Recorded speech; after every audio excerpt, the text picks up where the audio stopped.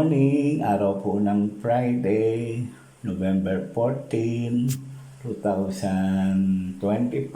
Ito po ang unang-unang trabaho na gagawin po natin sa araw na ito, ang maglinis ng ating dining table. Good morning po sa inyong lahat. Ito pa, isa nating gawain sa araw na ito. Maglalagay tayo ng drinking water sa ating mga tumblers. Ayan.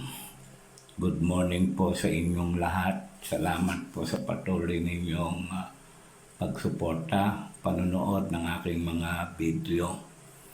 Pagkatapos po niyan ay ipapasok po natin yan sa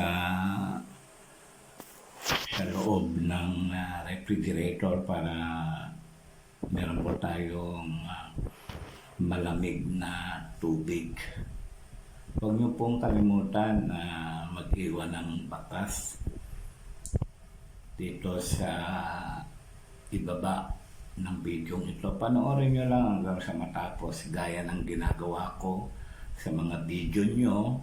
Pinapanood ko, tinatapos ko, nilalagyan ko ng bakas at nagko-comment ako, at yung iba na isi-share ko pa. Ganyan po ang tamang engagement, sabi nila. Kaya sana ganun din kayo.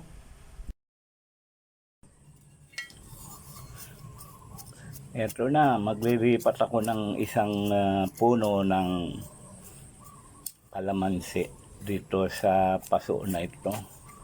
Mataba yung lupa kasi merong may worm. Ayan.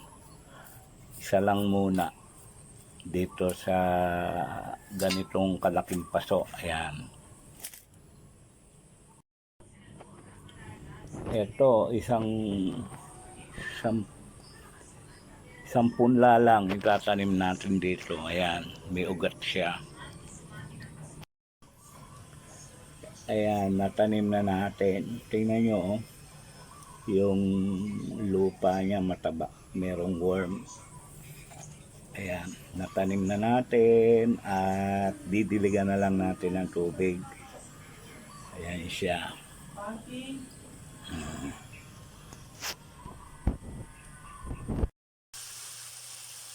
Nagluluto tayo ng pork steak.